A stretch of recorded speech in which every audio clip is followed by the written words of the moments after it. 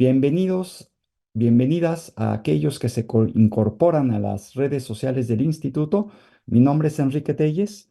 Doy lectura al objetivo de esta segunda parte de la capacitación, que es exponer el objetivo general del eje de capacitaciones y sus objetivos específicos, así como la dinámica de trabajo y programación de las sesiones, a fin de que la comunidad de diplomantes reconozca su importancia formativa y práctica para la elaboración de sus actividades curriculares. Bien, en esta segunda parte vamos a tener a un muy querido colega que además es nuestro amigo y está vecindado aquí en nuestro país.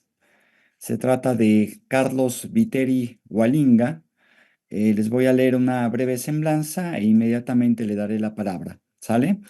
Eh, Nuestro amigo es ecuatoriano, antropólogo, coordinador de capacitaciones en el eje internacional del programa de buen gobierno del Instituto Nacional de Formación Política de Moreno. Es originario del pueblo quichua de la Amazonia y defensor de los derechos de los pueblos originarios.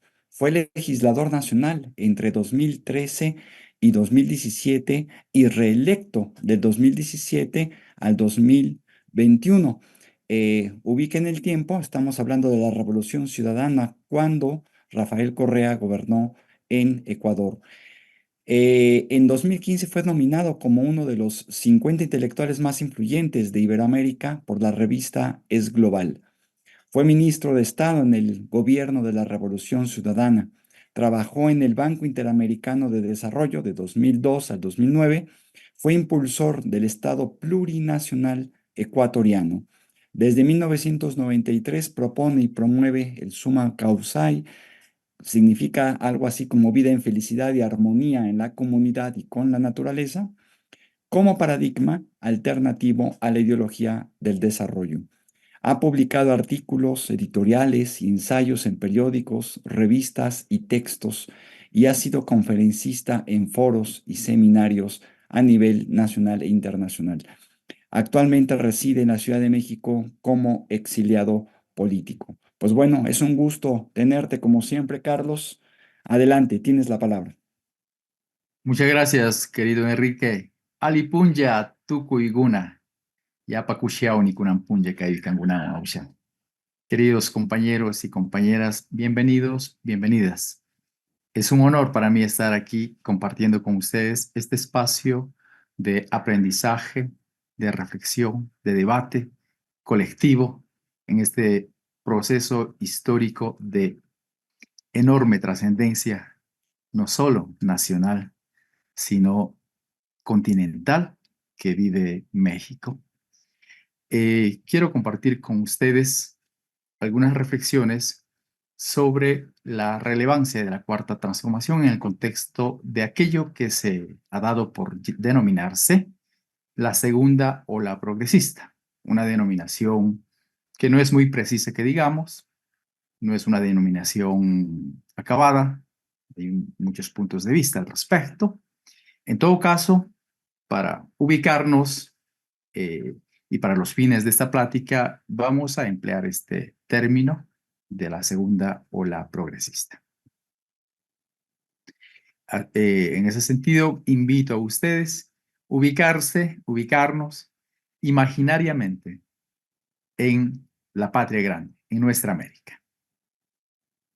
Es ya inaceptable la política de los últimos 2 siglos, caracterizada por invasiones para poner o quitar gobernantes al antojo de la superpotencia. Digamos adiós a las imposiciones, las injerencias, las sanciones, las exclusiones y los bloqueos. Apliquemos, en cambio, los principios de no intervención, autodeterminación de los pueblos y solución pacífica de las controversias. Iniciemos en nuestro continente una relación bajo la premisa de George Washington, según la cual las naciones no deben aprovecharse del infortunio de otros pueblos. Estoy consciente que se trata de un asunto complejo que requiere de una nueva visión política y económica. La propuesta es ni más ni menos que construir algo semejante a la Unión Europea, pero apegado a nuestra historia, a nuestra realidad y a nuestras identidades. En ese espíritu, no debe descartarse la sustitución de la OEA por un organismo verdaderamente autónomo, no lacayo de nadie, sino mediador, a petición y aceptación de las partes en conflicto en asuntos de derechos humanos y de democracia. Es una gran tarea para buenos diplomáticos y políticos como los que afortunadamente existen en todos los países de nuestro continente. Lo aquí planteado puede parecer una utopía. Sin embargo, debe considerarse que sin el horizonte de los ideales no se llega a ningún lado y que en consecuencia vale la pena intentarlo. Mantengamos vivo el sueño de Bolívar. Muchas gracias. Muy bien, creo que el presidente en esta locución que fue en una ceremonia por el natalicio de Simón Bolívar, este fragmento que hemos tomado encuadra de una manera genial lo que vamos a tratar acá. Aquello que acontece actualmente no pasó antes en los gobiernos neoliberales, es decir, un presidente mexicano no solo mirando al sur de nuestra América, sino un presidente mexicano asumiendo un papel protagónico con esta región con una dinámica política impresionante, un presidente que está asumiendo un liderazgo no solo nacional, sino continental. En ese sentido, pues plantea de la enorme trascendencia de las transformaciones, tanto de la perspectiva nacional cuanto desde la perspectiva regional, pero al mismo tiempo de la necesidad de caminar juntos, de la necesidad de una unidad, de una interacción del que se nutran los procesos. Yo quisiera invitar a alguien. Tengo aquí muchas manos alzadas, creo que es de la anterior presentación. Quisiera invitar a alguien que nos leyera la parte en comillas. ¿Alguien se anima? A ver, veamos aleatoriamente a la primera persona que está acá arriba o mejor vamos hacia la parte contraria, a la parte de abajo. A ver, el compañero Pedro Domínguez Garrido. Pedro, si por favor puedes leer una frase de Andrés Manuel, del Muchas presidente. gracias, Carlos. Buenos días a todos desde Zacatlán, Puebla.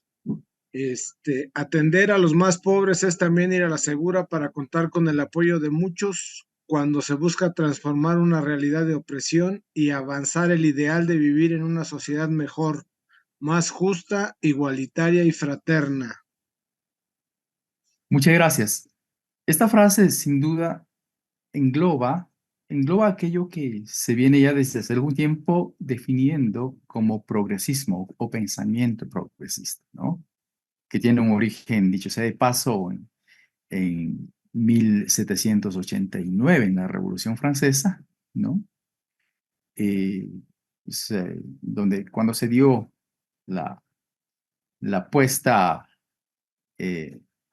la puesta en la terminación, digamos, de la monarquía y pues el surgimiento, el surgimiento del Estado, ¿no? Cuando pues ya en el siglo XIX, aun cuando los conservadores seguían añorando el viejo régimen, es decir, queriendo volver, los partidarios y los seguidores de la revolución, los liberales en este caso, planteaban la transformación social, económica y cultural de la sociedad, del país, ¿no? Estamos hablando de una época en donde también se escribe la primera Declaración de Derechos Humanos.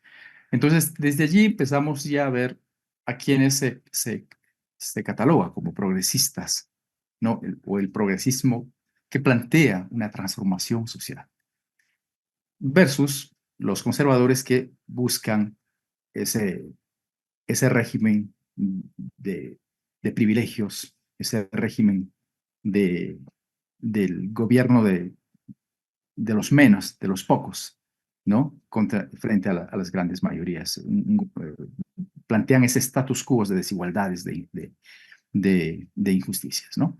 Entonces, yo creo que sin duda, eh, en, en todo este proceso de la Cuarta Transformación, en este sexenio, Andrés Manuel ha dejado absolutamente claro, ¿no? En qué línea y en qué terreno está pisado, cuál es la visión y el horizonte de la Cuarta Transformación. En ese sentido, pues el progresismo también se relaciona con el pensamiento de izquierda, con esa transformación. Hay alrededor también, hay muchos debates, pero aquí nos ubicamos en ese terreno del progresismo como el planteamiento de transformación de un status quo de injusticias hacia un status quo de justicia, de igualdad, de diversidad, ¿no? De pluralismo. Y evidentemente son elementos que ustedes verán presentes en cada uno de los procesos que se han vivido y se viven en nuestra América, indudablemente. Bueno, muy brevemente, partiendo de que todos estamos acá siendo militantes de este proceso, pues más o menos hay un conocimiento general de aquello que también se denominó como primera ola progresista, ¿no?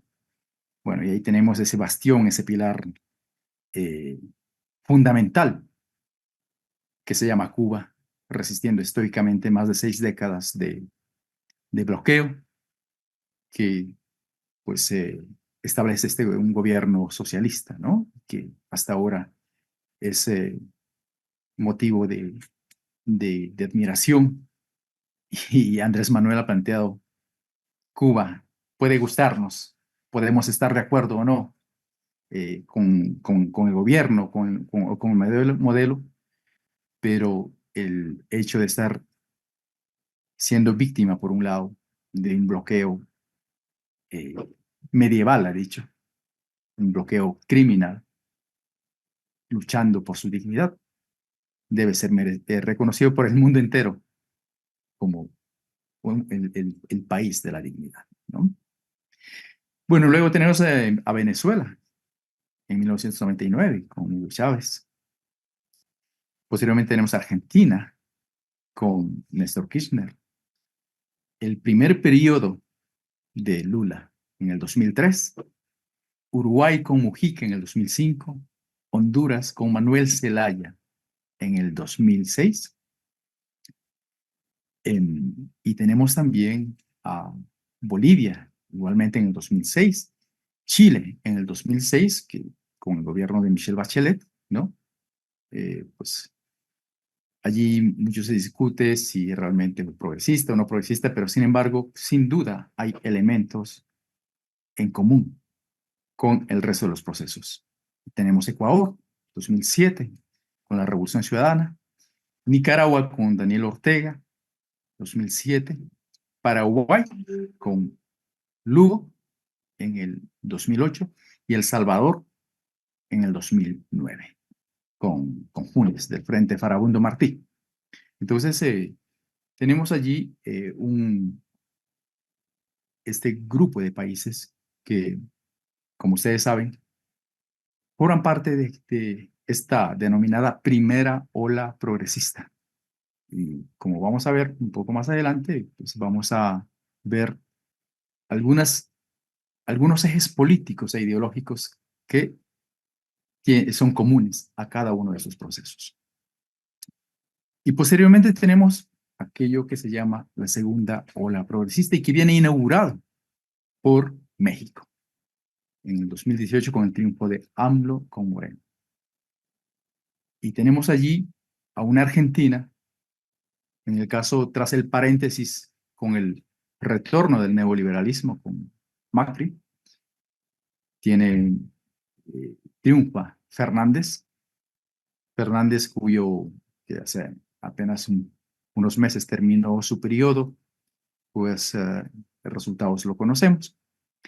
Y posteriormente, igualmente, Bolivia, con el triunfo de Arce, tras este paréntesis, esta ruptura avalada por la OEA, una ruptura fascista de Áñez, pues en el 2020 esa recuperación muy, muy rápida gracias a la organización social, gracias a la formación política. Y tenemos también este fallido proceso progresista en Perú, con Castillo, ¿no? Hoy preso.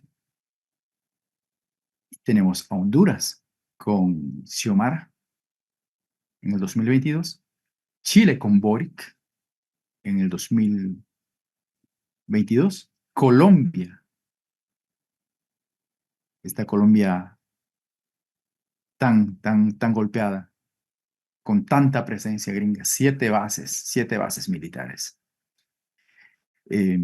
Gustavo Petro, y tenemos esa recuperación tan dolorosa y ejemplar en Brasil con Lula, que son los países que forman la segunda ola progresista. Quisiera solicitar ahora al compañero Bulmaro, perdona si no pronuncio bien, Holguín, que nos ayude leyendo esta frase. Que nos lea esta frase de José Luis Rodríguez Zapatero. Me alegra especialmente que Morena y México, por lo que representa en el conjunto de América Latina, decida hacer una reflexión con carácter global. Quizá esta sea la primera afirmación que me gustaría hacer. La izquierda debe reafirmar y recuperar su visión internacionalista, pues cuando tuvo, fueron los mejores momentos en su historia, gracias a que contaba con una visión capaz de dar una respuesta global coordinada. Esto es particularmente imprescindible en América Latina. La unidad de la izquierda, de todos los protagonistas, la construcción de un programa común de José Luis Rodríguez Zapatero, revista Conciencia, México, junio del 2021. Muchas gracias, compañero. Esto afirma en la revista Conciencias, que ustedes conocen muy bien, en el 2021. Y sin duda, José Luis Rodríguez Zapatero expresa aquello que muchos latinoamericanos, muchas personas de nuestra América hemos sentido, ¿no? Y también, obviamente, compañeros y compañeras de México, hemos sentido respecto de la cuarta transformación y ese anhelo también de la unidad de la izquierda, de todos los procesos, y construir un programa común. Ese es el gran desafío, el poder construir un programa común. Este es un anhelo, un desafío aún pendiente en nuestra América. Y vamos a ver cuáles son los factores del por qué esta dificultad de tener ese programa común, ¿no? Entonces, tenemos allí algunas características de esta segunda ola que están marcados más o menos por una suerte de heterogeneidad de aquello que algunos denominan la nueva izquierda latinoamericana, ¿ya? Que hay diferencias de posturas, ¿no? Respecto a aquellos países, aquellos gobiernos que son considerados por algunos como gobiernos de la izquierda tradicional y otros por una tendencia de izquierda moderada, ¿no? Entonces, por ejemplo, aquellos de la izquierda tradicional, pues lo identifican a Cuba, a Venezuela, a Nicaragua. En la izquierda moderada, pues se colocan a Honduras con Xiomara, que asimismo se ha definido como una izquierda moderada, o tal vez se puede pensar también en Boric, ¿no? Entonces, que inclusive ha llegado a cuestionamientos ya severos, llamemos así, a la situación de Nicaragua en materia de derechos humanos, ¿no? Entonces, hay esta diversidad, pero tenemos un número importante de procesos que están en aquello, uno, de mantener la unidad, el respeto de los distintos procesos, pero al mismo tiempo de oponerse, de cuestionar las intervenciones con estos países, por ejemplo, México, por ejemplo, Colombia, han cuestionado Brasil, cuestionan el bloqueo a Cuba, el bloqueo a Venezuela. Y ustedes recordarán cuando hubo la cumbre, la reunión de la Cumbre de las Américas en Estados Unidos hace no mucho, ¿no? Estados Unidos no invitó a estos tres países, Cuba, Venezuela y Nicaragua. Y pues allí hubo una protesta prácticamente unánime de los países con gobiernos progresistas, ¿no? México, evidentemente, no asistió juntamente con países como Bolivia, etcétera, ¿no? Entonces, se dan esta suerte de heterogeneidad, ¿no? Y lo mismo en materia de política exterior, ¿no? Parecería que hay una preferencia para establecer acuerdos de orden bilateral o en el ámbito subregional, ¿no? Y como que cautelosos a retomar procesos más amplios, procesos regionales más amplios. Por otro lado, pues, alrededor de posiciones como la de México, de aquello que escuchamos en su intervención al inicio de esta plática, ¿no? De cambiar la OEA, de transformar el sistema interamericano, ¿no? AMLO plantea de una visión incluyente, con la participación de Estados Unidos y Canadá. Y este es un tema compartido, que es otra de las características, ¿no? Por el otro lado, una característica común es mantener esta autonomía frente a las grandes potencias, y más aún esto podemos evidenciar en el contexto de los conflictos existentes actualmente, ¿no? Y me refiero por un lado a Estados Unidos, por otro lado a Rusia, por otro lado a China, ¿no? Hay una coincidente pues, posición de autonomía frente a estas potencias.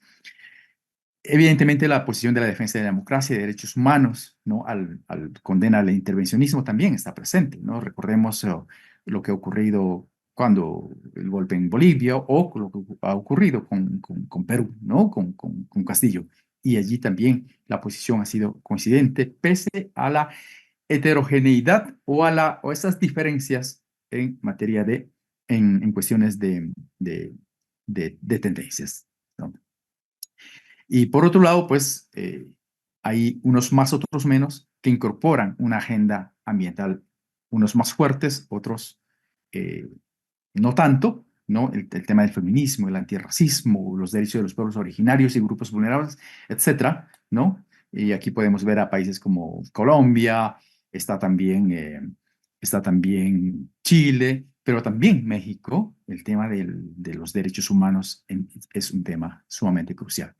Entonces, estos temas de esta diversidad, de heterogeneidad entre los procesos en términos políticos y posiblemente con algo ideológico, ¿no? Posiblemente aparecen como elementos a ser superados, ¿no? Para avanzar hacia una unidad mayor. Quisiera pedir a otro compañero, quiero pedir a la compañera María del Rosario Nava, Alanis, que nos lea esta frase.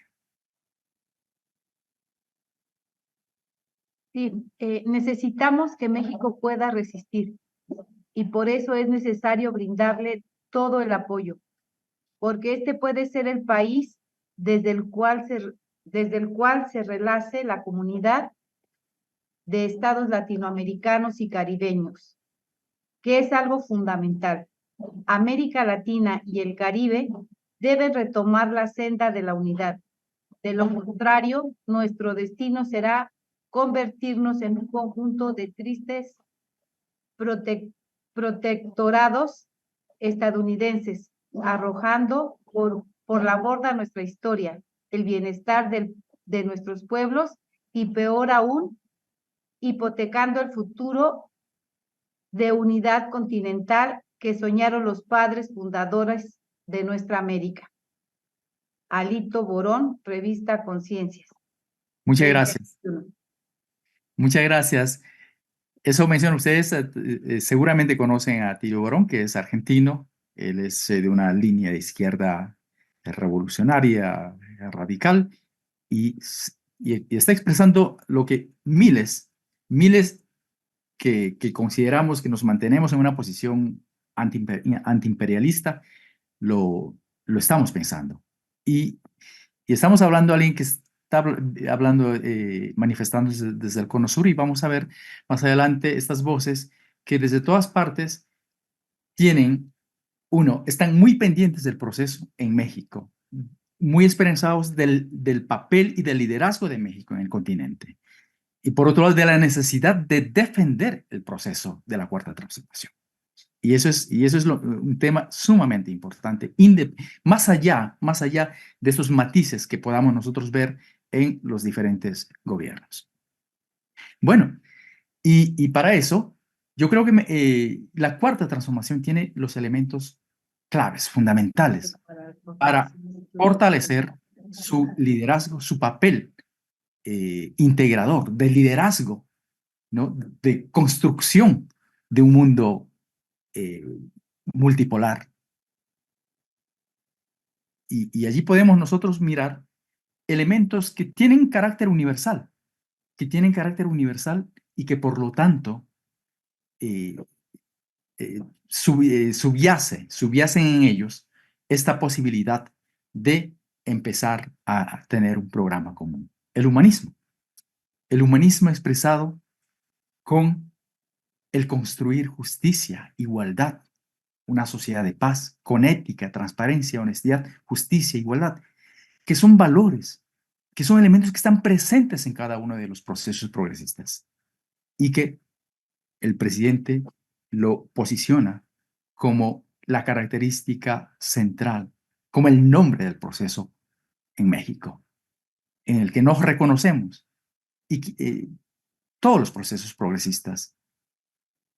Y ese es un tema articulador, la visión del humanismo, un tema articulador. La posición antineoliberal, ¿cómo no? ¿Cómo no la posición antineoliberal que ustedes saben más que nadie? Y está expresado en esa hoja de ruta que tiene México y que se llama Plan Nacional de Desarrollo. Toda la lucha antineoliberal, esa posición política e ideológica para ir en función de fortalecer un Estado que fortalece lo público, para que los servicios fundamentales, que son derechos fundamentales de mexicanos y mexicanas, no sean privatizados, como la salud, la educación, etc.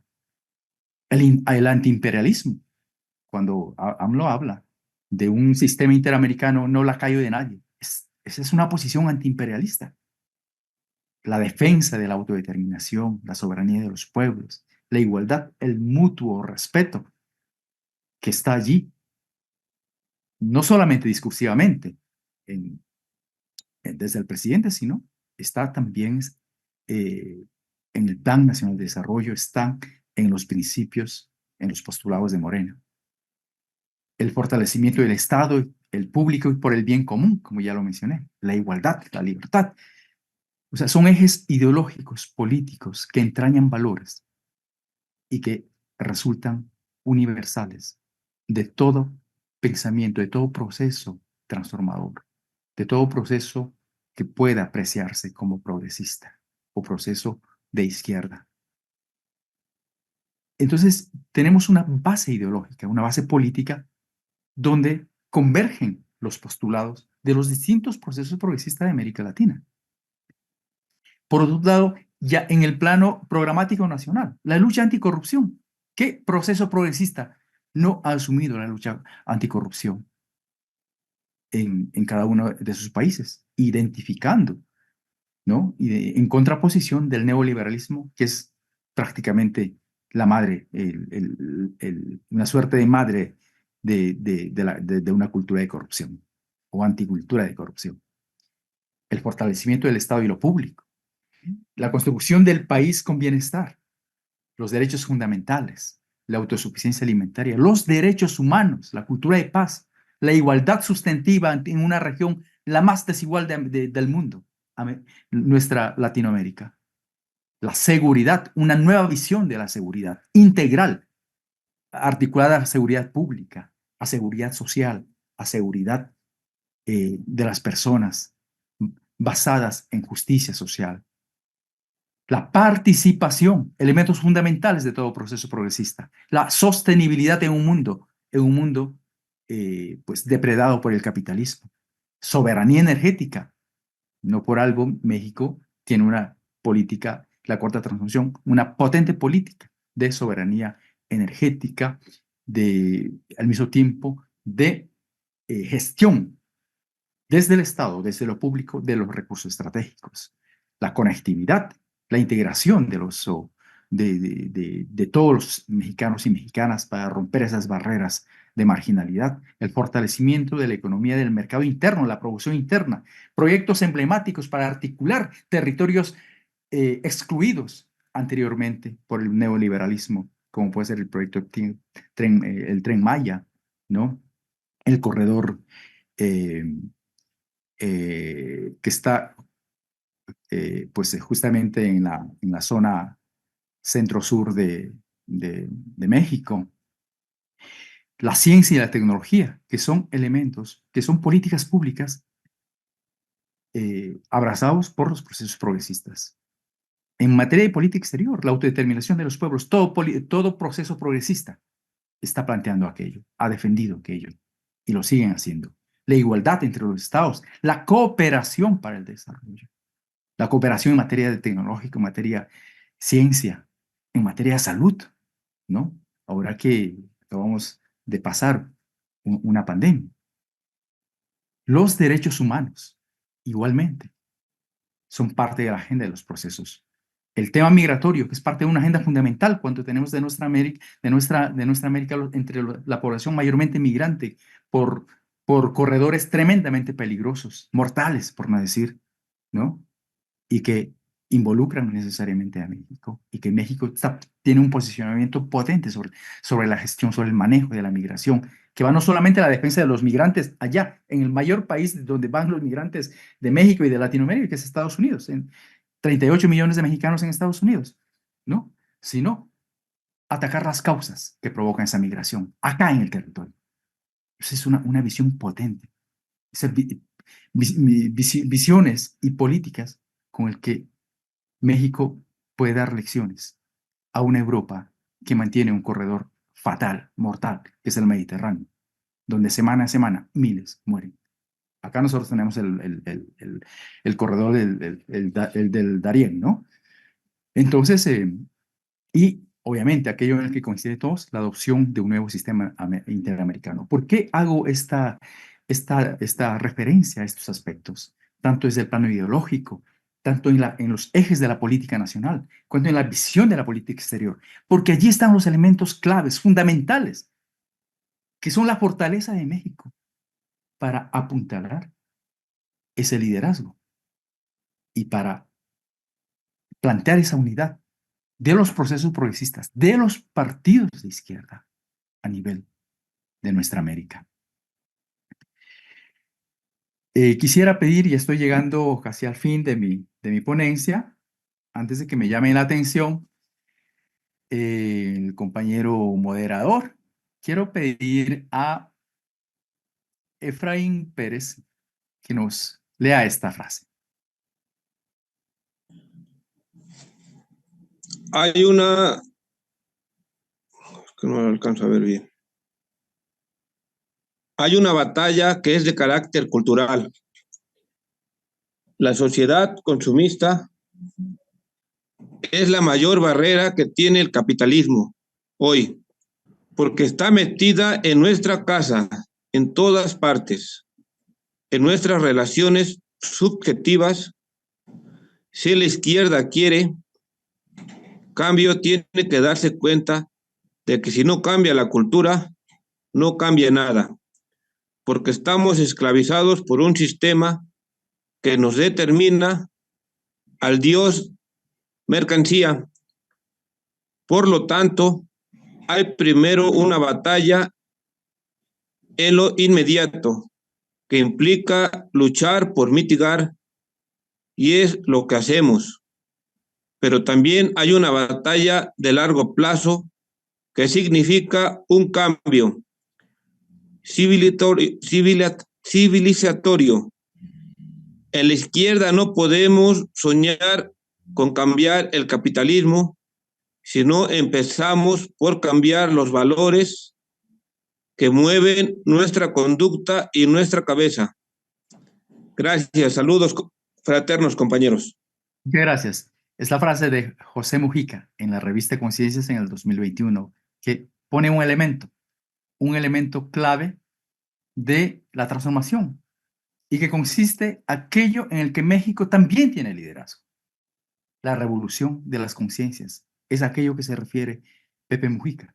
Entonces tenemos elementos políticos, tanto en términos de agenda local, agenda internacional, una base ideológica y política, y al mismo tiempo un componente transversal, que es la formación, la transformación cultural, la transformación ideológica, para que el proceso progresista de la Cuarta Transformación pues se posicione como un referente, y más que referente, como el proceso activador, articulador, dinamizador, unificador de las transformaciones del progresismo en nuestra América.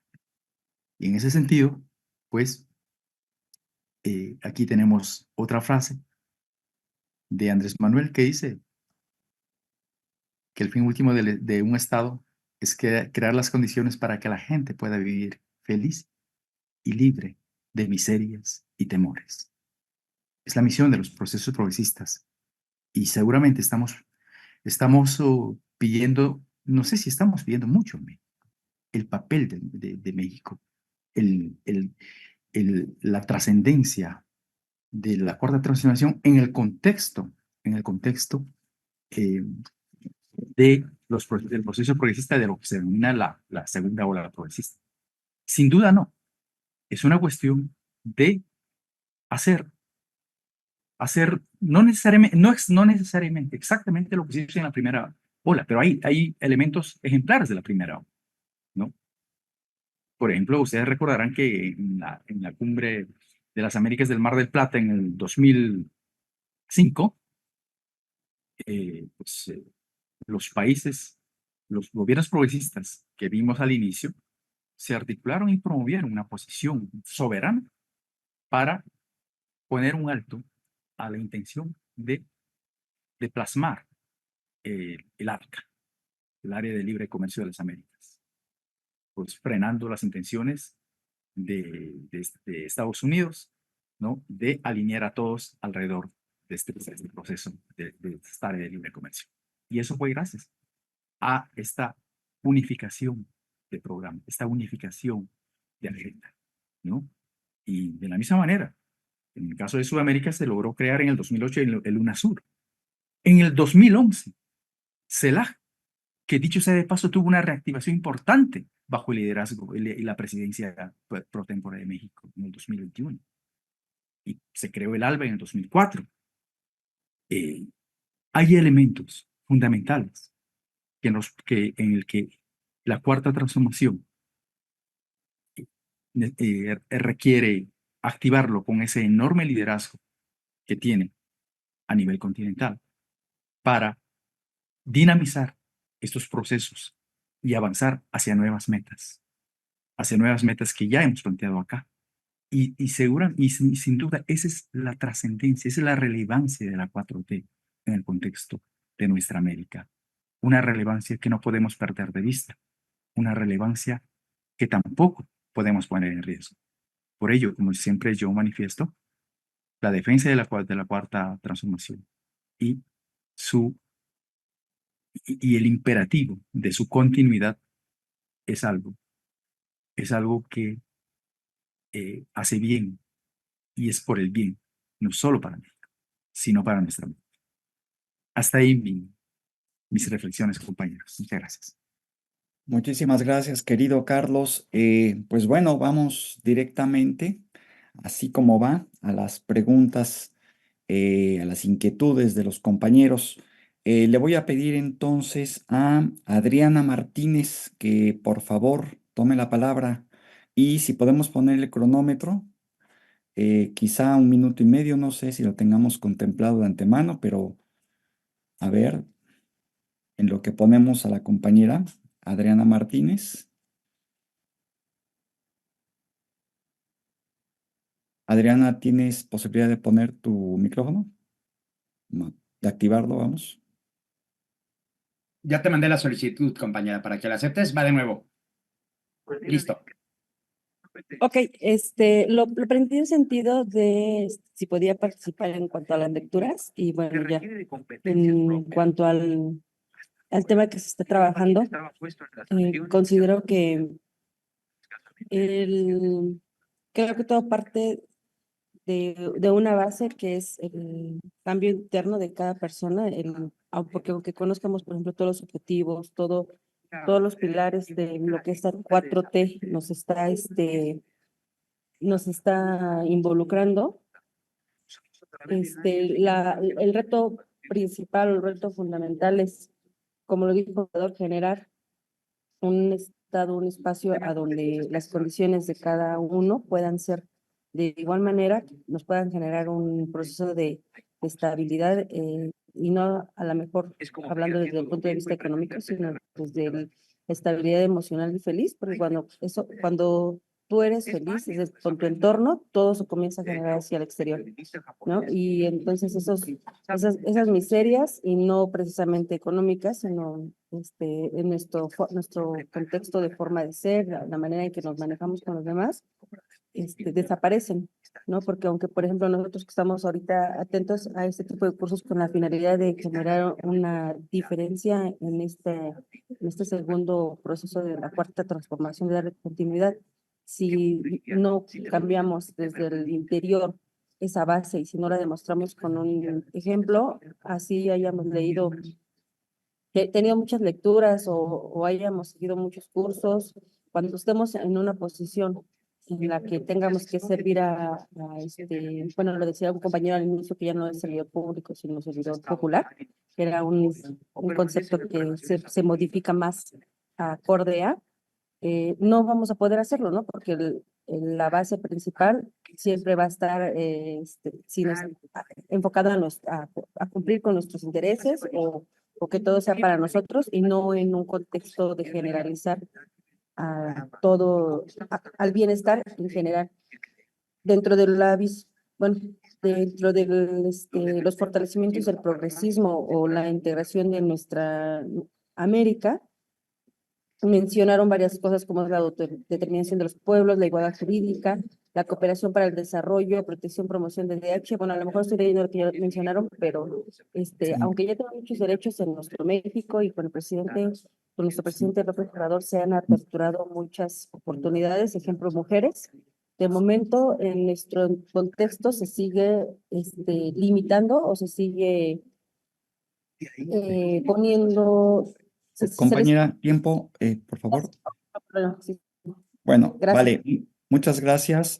Vamos a hacer bloques de 3 personas, ¿sí? Dado que hay varias personas ya con la manita levantada. Entonces, le voy a dar la palabra a Raúl Robles, por favor. Creo que tenemos un excelente presidente, el Andrés Manuel López Obrador. Por ningún motivo Yo quisiera que se fuera a la chingada su residencia, con sarcasmo, con buen sentido lo digo. Me gustaría más verlo, por lo menos en la CELAC, o por lo menos donde pudiera dirigir más allá que México. En este caso estamos hablando de la CELAC, mi percepción. La OEA no, está muy contaminado ese ambiente. Pero sí, yo en lo personal aspiro a estar en el Congreso de la Nación. Obviamente que con todo el empuje, con todo el ímpetu que necesitamos para ese plan C, que más que nunca nos surge, más que nunca es necesario. La verdad, soy empresario, soy padre, vivo en Arandas, Jalisco, donde estamos gobernados por el partido MC, corrupto a mano poder. El gobernador que más ha endeudado a nuestro estado Jalisco en este momento. Entonces, la verdad, quiero estar en el Congreso, quiero echar la mano a la doctora Claudia Sheinbaum, a México, sacar adelante las reformas constitucionales que tanta falta nos hacen. De verdad, de corazón. Un fuerte abrazo a todos, un bonito día. Muchas gracias. Y finalmente de este bloque a Blanca Carrillo, por favor. Blanca, si puedes conectar tu micrófono y tu video también, por favor. Si no es posible por el momento, paso a continuación con Julisa. Julisa es... Hola, Ok, adelante. gracias. ¿Pudieras poner también tu video? Te lo vamos a agradecer. Si no es posible, Sí, no hay problema. una Adelante. disculpa, perdón, por temas de trabajo, pero seré breve, perdón, gracias. Creo que, bueno, de hecho, comentaba esto, que no podemos hablar precisamente de una transformación de las masas sin trabajar primero en una transformación de las conciencias personales. Y esto lo digo con todo el corazón, que muchas y muchos de quienes se dicen de izquierda y humanistas no tienen siquiera tiempo, ni ganas, ni intención de voltear a ver a la gente del pueblo y de sus necesidades.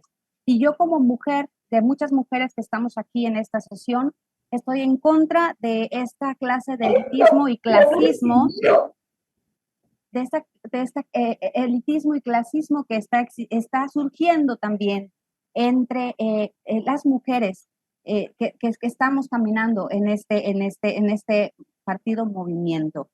Creo que estoy en contra de la violencia intergénero, de que algunas mujeres estén oprimiendo a otras. Son situaciones que se están dando y ya cierro con esto que comentaba de un organismo vivo. Somos como Morena un organismo vivo. Si nuestras células no están avanzando en la revolución de las conciencias y estas células somos cada uno de nosotros, no vamos a avanzar y no va a haber un progreso de esta transformación. Creo que sí es necesario analizar nuestras conciencias y de cómo estamos actuando como morenistas. Gracias.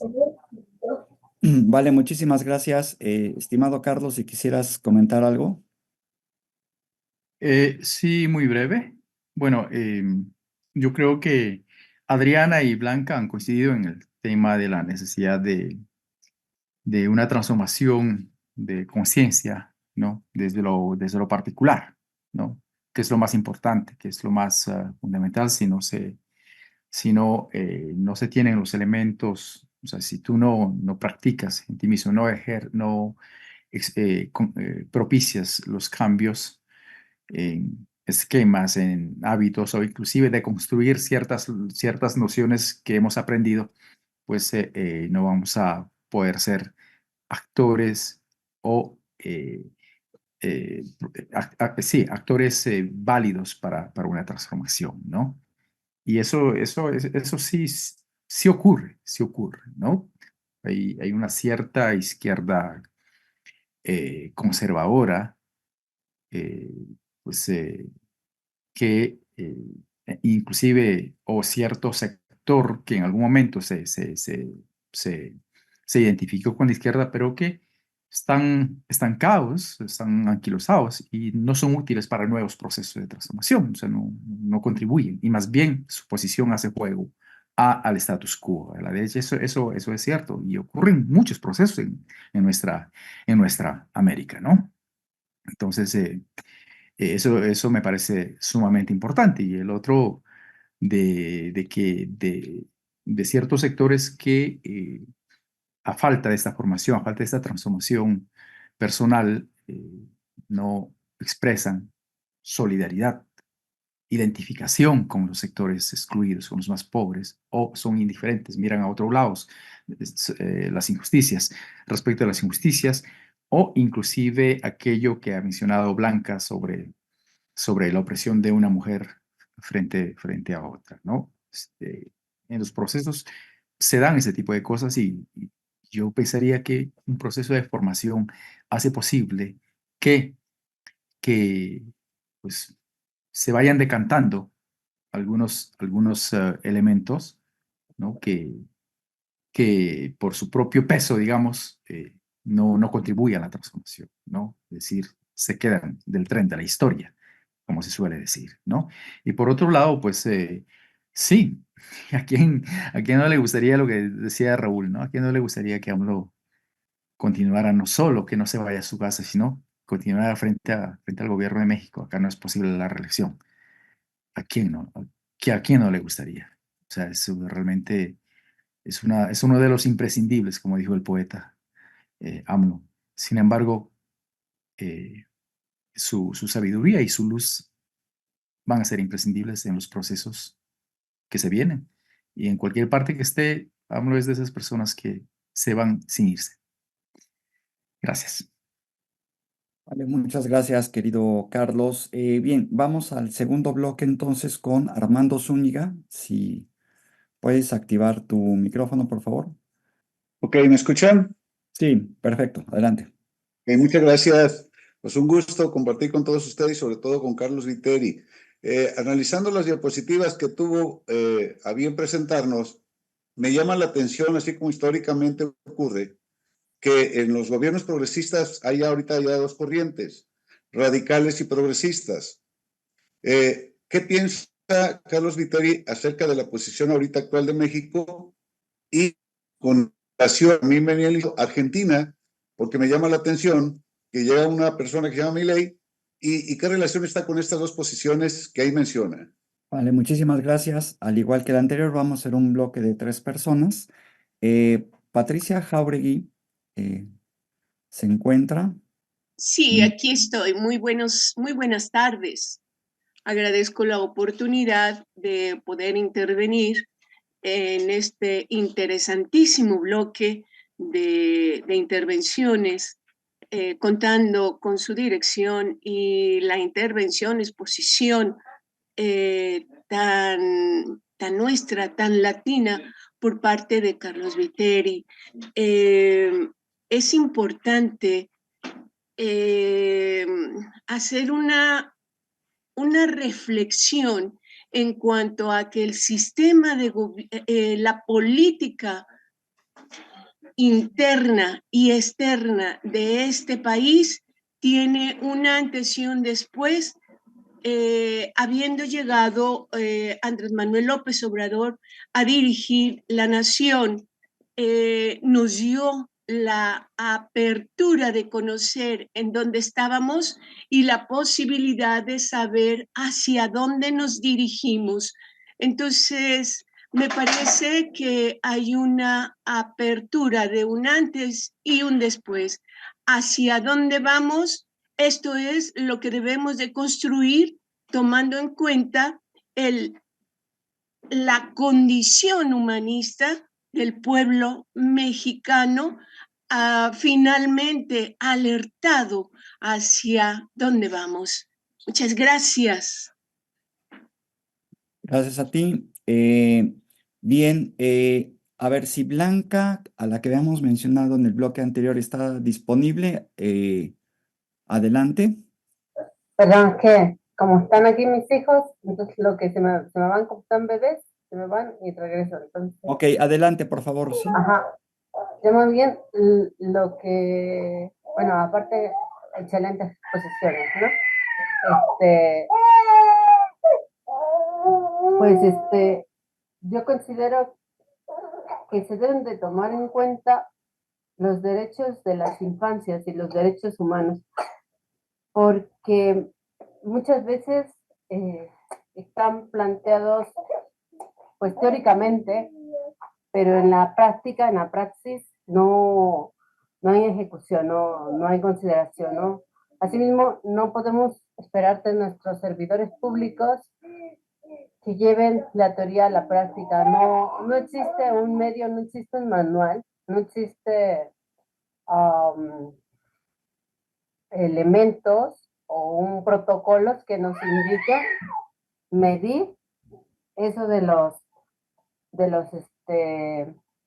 nuestros servidores públicos. Y también no existe una política a nivel latinoamericano que vigile lo que son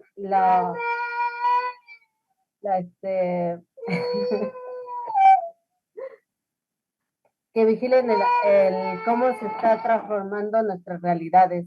No hay un presupuesto para la observación y para la evaluación continua.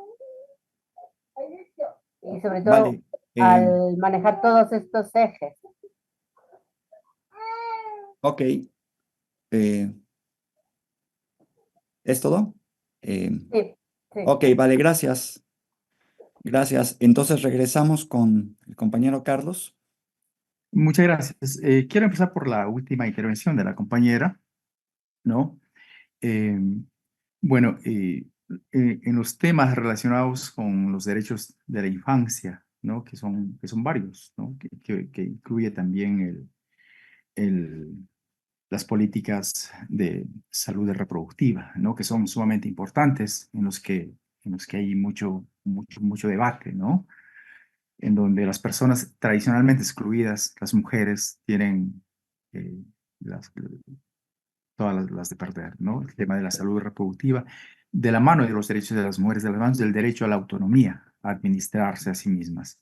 Entonces, y por otro lado, pues las políticas que tienen que ver con la reducción de la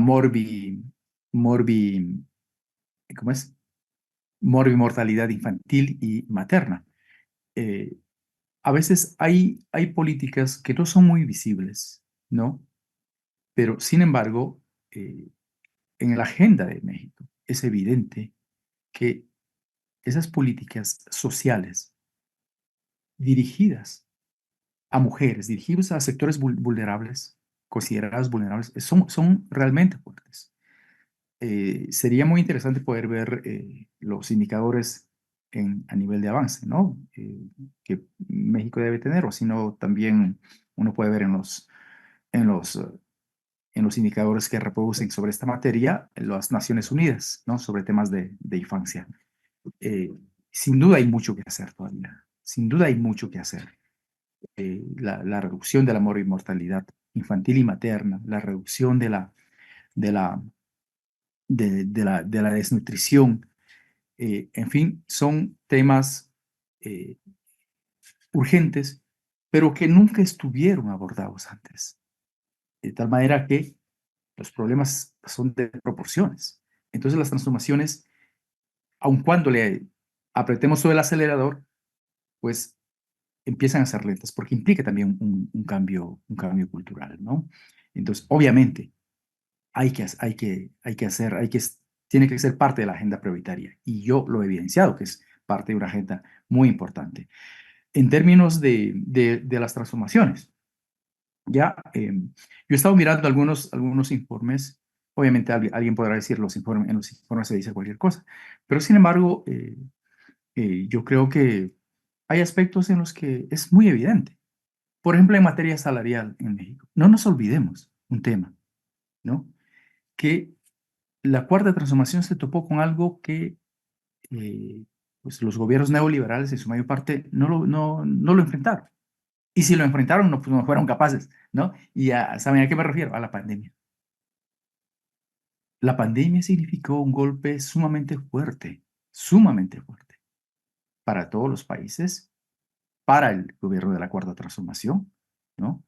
Entonces, y pese a ello, las políticas que se hicieron en México, desde mi personal punto de vista, está entre las de mayor eficiencia a nivel de América Latina. ¿Saben qué pasó en Ecuador?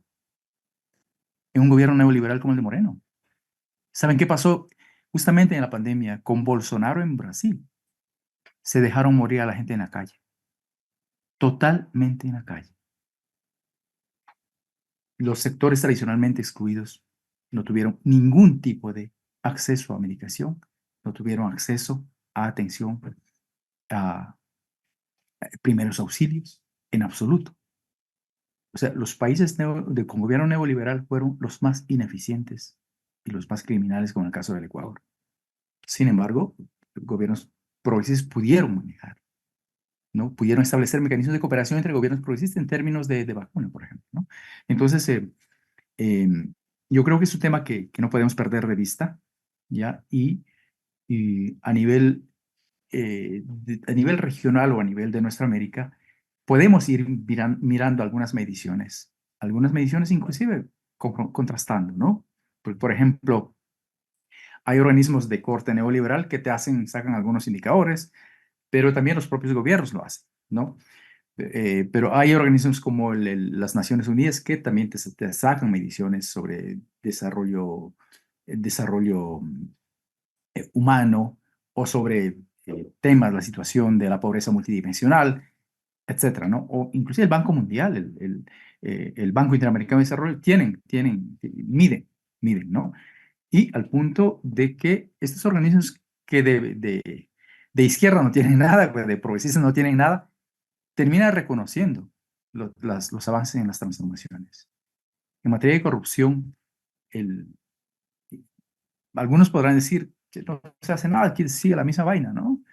Pero en términos ya de números, hay un avance significativo en el caso de México. Entonces, hay estas herramientas. Es posible que dentro haya frustración, ¿no? De que cuando tenemos un gobierno progresista, queremos que los cambios vengan ya. Queremos vernos al mes, a los 2 meses, al segundo año ya queremos hacer toda la transformación. Pero no nos olvidemos que venimos décadas de gobiernos neoliberales que están allí, que dejaron pasar, acumular, echar raíces ciertos problemas. Y todo eso es desarticular todo aquello, transformar todo aquello, sí es una tarea monumental. No quiero justificar, ¿no? Sin duda, en términos de urgencia, es indiscutible. Las urgencias son urgencias y hay que atenderlo teniendo la ética de la urgencia, ¿no? En relación al tema de sí, el tema de las relaciones en el plano internacional, de la política internacional de México, evidentemente hay un antes y después, totalmente, ¿no? Una política de dignidad, de soberanía, de respeto y de igualdad jurídica, de mirarse de igual a igual, no esa relación de vasallo con el amo que se tuvo anteriormente en el neoliberalismo. Y todos los gobiernos neoliberales tienen esa posición de vasallos. Todos a nivel de nuestra América. Los gobiernos progresistas, aquí como el de AMLO, plantean esa posición soberana, de dignidad, de igualdad, al punto de mirarse a los ojos de igual a igual y de proponer un cambio de actitud, de respeto, pero sobre todo proponer cooperación, proponer mecanismos de convivencia y de solución conjunta, compartida de ciertos problemas o de los problemas más importantes. En eso consiste la relación y todo este acuerdo que ha estado liderando y México con Canadá y Estados Unidos. Anteriormente eso no se dio. Obviamente que existe un antes y un después. Obviamente existe un antes y un después al respecto de México con el resto de nuestra América. ¿A dónde vamos? Bueno, creo que una de las pistas claras nos da el Plan Nacional de Desarrollo. ¿A dónde vamos? El horizonte de México y con la cuarta transformación. Ahí está planteado. Ese México de justicia, de paz, de igualdad, de una economía de bienestar para todos, de salud para todos, ¿no? Una economía de un México que cuida el patrimonio del presente y del futuro, como el medio ambiente, etc. Primero los pobres, por el bien de todos, eso dice.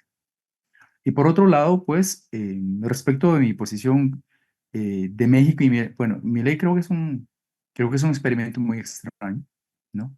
Milei es ahora tienes a trabajadores, a sindicalistas, a gente pobre de Brasil en las calles, de Argentina en las calles, recibiendo brutal represión por el paladín de la libertad, ¿no? En Argentina. Y pues yo creo que me da la impresión de que Argentina va a volver a reeditar la experiencia con Macri. Mal por el pueblo argentino, por los mayores necesitados. Es una lástima, pero bueno, pues así están las cosas ahora. Y tenemos a un Milei que ha hecho el papelón en Davos, hablando de cosas absolutamente anacrónicas, cosas cuando Argentina y América Latina y el mundo mismo tienen otro tipo de problemas. Se está hablando del fantasma del comunismo, el discurso que se tenía en los años 60, en los años 70. Bueno, esperemos que sea una pesadilla pasajera para nuestros hermanos y hermanas argentinas. Yo creo que, bueno, la posición de México es una posición sumamente compleja, ¿no? Quiero decir, ser vecino de Estados Unidos, eso ya lo sabemos, esa historia, ¿no? Establecer relaciones, romper con esa relación de subordinación, eso no es cosa fácil, todo lo contrario. Y establecer, como dije, mecanismos de cooperación con dos de las potencias, Estados Unidos y Canadá. Ponerlos a discutir de igual a igual una agenda en beneficio de los más necesitados, en beneficio de las grandes mayorías. ¿Ya? Pero al mismo tiempo oponerse radicalmente a los bloqueos, que por otro lado lo hace uno de los socios, llamémosle, Estados Unidos. Manejar un equilibrio entre estas posiciones, entre la necesidad de buenas relaciones, de respeto y de cooperación, con el cuestionamiento severo a la política intervencionista de uno de las contrapartes, no es sencillo, ¿no? Pero al mismo tiempo manejarse en un papel de liderazgo frente a sus pares progresistas en América Latina, ¿no? Algunos de ellos, como el de Daniel Ortega, pues que le hacen carga un montón por los temas de derechos humanos, ¿no? O lo mismo a Venezuela, pero que sin embargo México mantiene una posición, aunque no puede estar de acuerdo con algunas cosas, pero sin embargo jamás se va a confrontar, porque sabe que lo otro es hacer el juego una política imperialista. Entonces manejarse con un equilibrio tal no es sencillo. Y no hablemos en un contexto de disputa del poder global que hoy mismo se está viviendo, ¿no? Porque México muy bien podría decir, por ejemplo, pensando en voz alta, bueno, me alineo a los países del BRICS, ¿no? Pero, sin embargo, México, y la Cuarta Transformación tiene en su plan de gobierno, ¿no? Muy específicamente los lineamientos de las relaciones que le interesan a México y a los mexicanos en la relación con Estados Unidos y Canadá. Es decir, no es una política que choca abiertamente antiimperialista en términos radicales, ¿no? Está planteando otra forma y lo ha expresado. Queremos que nos entiendan de que no se trata de oponerse a los Estados Unidos o tampoco se trata de someterse a los Estados Unidos, se trata de una tercera vía. Eso solamente implica tener mucha visión, mucha inteligencia y una mirada muy clara el camino a seguir. Gracias, compas. Creo que me alargué. No, no hay ningún problema. Vamos a hacer una última ronda de 3 participaciones, por favor. Le pido, por favor, a Benito que tome la palabra y se prepara Flor y Víctor Hugo también, por favor, ¿sí? Y va a ser la última ronda para ir ya delineando el final, ¿sale? Benito, adelante. Sí, licenciado Benito Gómez Pérez, desde el municipio de Zitalá, estado de Chiapas. Una pregunta. Aquí lo que quiero, y espero a la vez no ofender a los compañeros quienes nos están viendo, escuchando, digo nada más en estos dos, por lo mismo que haremos indígenas buenos, indígenas malos. Sector mestizos buenos, sector mestizos malos, de las dos, vaya a ser, ¿no? Lo digo en esto, ¿por qué? Porque va más allá de lo que acabamos de escuchar, muy agradecido por su participación de nuestro amigo Carlos Viteri, lo voy captando muy bien. El proyecto de nuestro gobierno, Andrés Manuel, va muy bien, todo bien, pero lo más triste, digo, ¿cómo se puede evitar las personas que intrometen más a este proyecto, que no tienen el visión de sacar adelante el proyecto que tiene nuestro gobernador Andrés Manuel López Obrador? Lo digo porque hay muchos que los que tienen posición económica se meten ahora sí que a buscar el espacio, sueltan dinero y todo. Ya cuando están en el poder, pues prácticamente ven nada más sus intereses personales. Desde ahí van a ir distorsionando el proyecto que hay. Lo digo, ¿por qué? Porque los principios básicos de la cuarta transformación, pues es de lo que es no mentir. Quiere decir ahí, tiene que ser humanismo al llegar a ocupar un espacio. Y lo Tiempo, otro, compañero. pues no robar, pues también ahí va la honestidad y la Sí, Benito, tiempo, por favor. Sí, Milik, hasta ahí lo dejo, discúlpame. Ok, vale, vale, gracias. Entonces, por favor, Flor Citlali.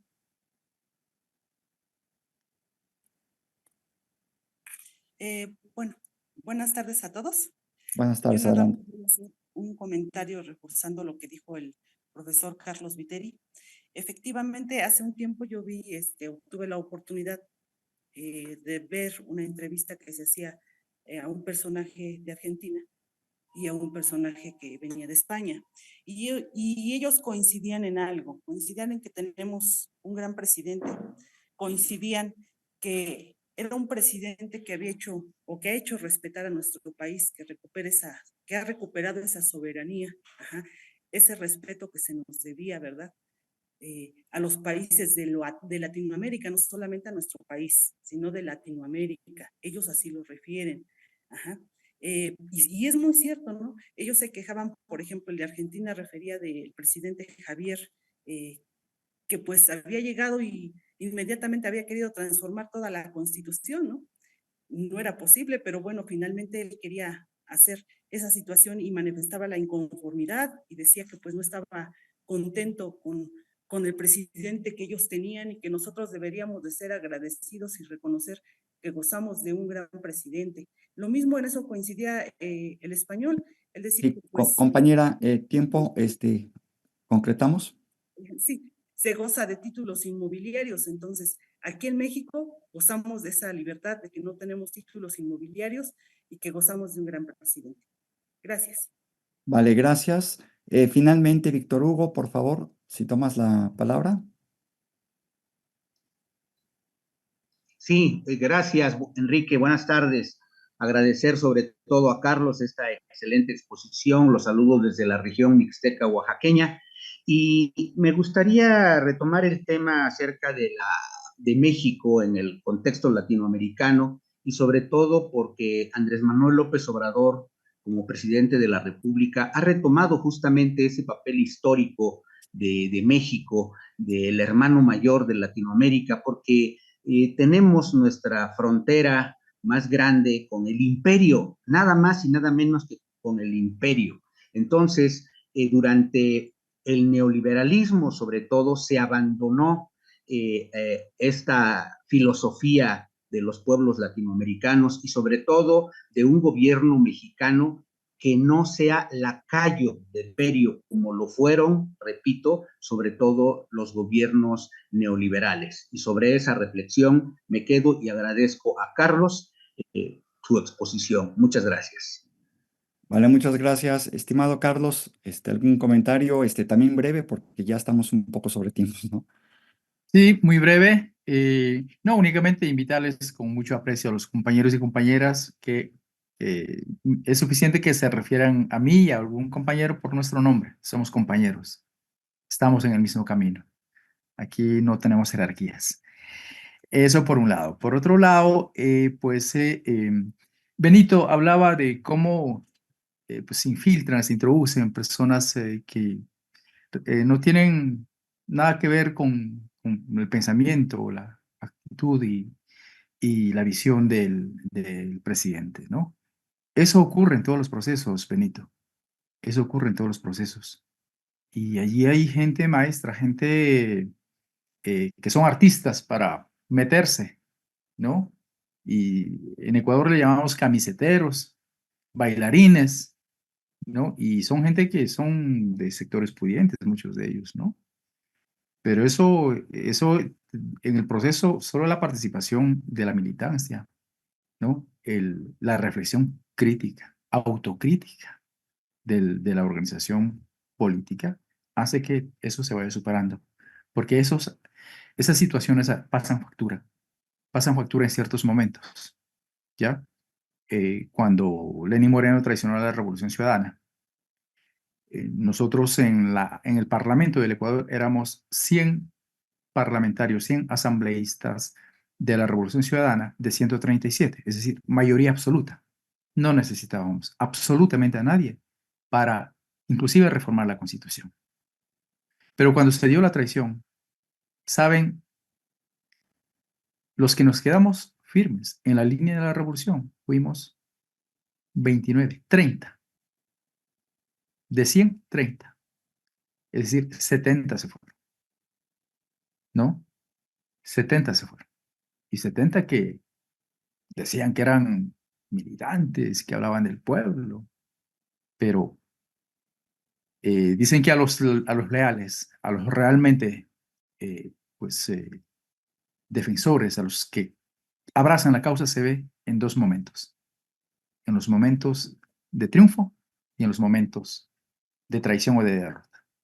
Entonces, pero para eso sirve la organización, para eso sirve la formación política, para ir superando eso. Y el debate interno, el debate autocrítico, es muy importante, indispensable, querido compañero. Estas pues, cosas se dan, no es solamente aquí, no solamente en Chiapas, se dan en todos los procesos. Eso es uno de los desafíos que hay de la militancia de izquierda, ¿no? Y por otro lado, claro, sin duda, Andrés Manuel ha recuperado, ha hecho respetar la dignidad no solo de México, sino de América Latina. Y claro, los otros que hicieron, como dijo Víctor Hugo, los otros se sometieron al amo. Fueron siempre con esa mentalidad de vasallos. Estuvieron aquí, vieron el poder, el ser gobierno, el controlar, el captar el poder, estar al frente, ser los administradores o los dueños, como los dueños de una hacienda, es decir, el gran negocio, sus bolsillos y los de sus amigos. Así se ha concebido la política y el poder, el gran negocio. Eso ha sido puesto en ruptura, en discusión. Eso ha sido cuestionado severamente por la Cuarta Transformación. Queridos compañeros, los abrazo fuertes y seguimos en la lucha. Que el camino no está hecho de rosas. Para los que quieren patria nueva, como dice la canción de Ángel Parra, chileno. Pero esa es la lucha por mejores días para los hijos de nuestros hijos. Un gran abrazo. Vale, muchísimas gracias, querido Carlos. Bueno, pues nada más comentar quizá el hecho de que López Obrador goza de una aceptabilidad, de una aceptación, vamos, de las más altas que ha habido en los últimos años. De hecho, en segundo lugar, después de Monri, ¿no? En la India. Entonces, eso lo hace sumamente legítimo, no solo frente a los mismos ciudadanos que lo elegimos, sino además frente a la región latinoamericana, ¿no? Con todos nuestros hermanos. ¿Sale? Bien, por mi parte es todo. Creo que ya no hay ningún otro anuncio. Les ruego disculpen a los que se quedaron con la manita levantada, pero ya no va a ser posible, ya estamos terminando. Y Y bueno, pues muy buenas tardes, muy buen provecho y hasta la próxima. ¿Sale? Música entonces, maestro.